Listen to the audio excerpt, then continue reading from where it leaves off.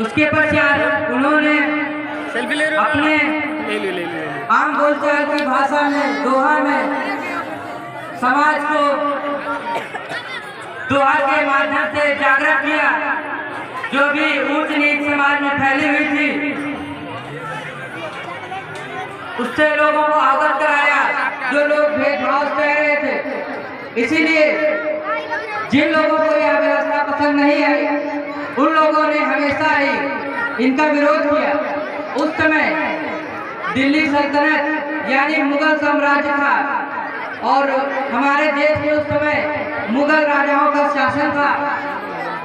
उस समय जिन्होंने विकट परिस्थितियों में निकलकर समाज को जागरूक करने का काम किया। संत रविदास जैसे ही अन्य कई हमारे समाज में संत हुए हैं, जैसे कबीरदास जी, उन्होंने भी हमेशा मानव मानव एक समान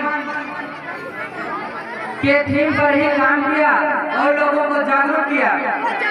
उनका यह मानना था कि जो भी मानव है वह सब एक है, कोई भी ऊंच नीच या भेदभाव किसी भी प्रकार का नहीं होना चाहिए। जो भी इस प्रकार के व्यक्ति थे, संत थे, उनको हमेशा जातिवादी दृष्टिकोण से देखा गया। वर्तमान समय की अगर हम बात करें, ऐसे जितने भी संत गुरु महापुरुष हुए हैं उनको एक अलग वर्ग से जोड़ के देखा जाता है। जैसे कि अगर हम बात करें संत रविदास जी की, तो इनको भी एक विशेष वर्ग से ही जोड़ के देखा जाता है। यह उनके संत थे, उनके ही गुरु थे या उनके दार्शनिक थे, यह सबके दार्शनिक नहीं थे, जबकि ऐसा है नहीं। उन्होंने समाज को जागरूक किया, लेकिन उनको एक विशेष वर्ग से ही जोड़ के देखा जाता है।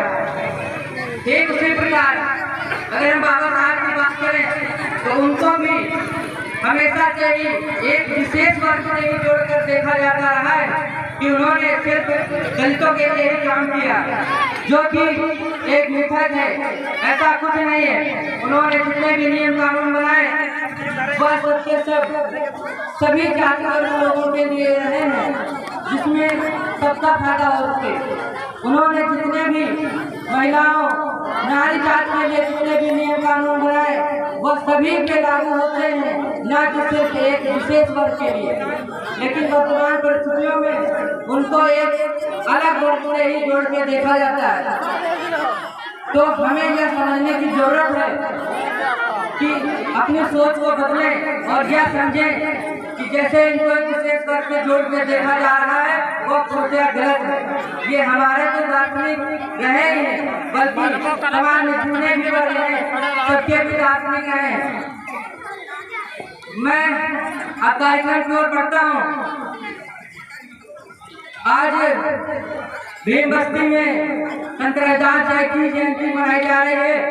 इसी क्रम में बच्चों के द्वारा छोटा सा सांस्कृतिक कार्यक्रम तैयार किया गया है। इसी क्रम में मैं बुलाना चाहूँगा सबसे पहले शिल्पी रुचि और शिवानी को, जो अपनी ज्ञान प्रस्तुति से इस कार्यक्रम का शुभारंभ करेंगे। ये सबसे आगे खड़े हो जाओ, पहले अलग अलग कर लेगा वीडियो, है ना।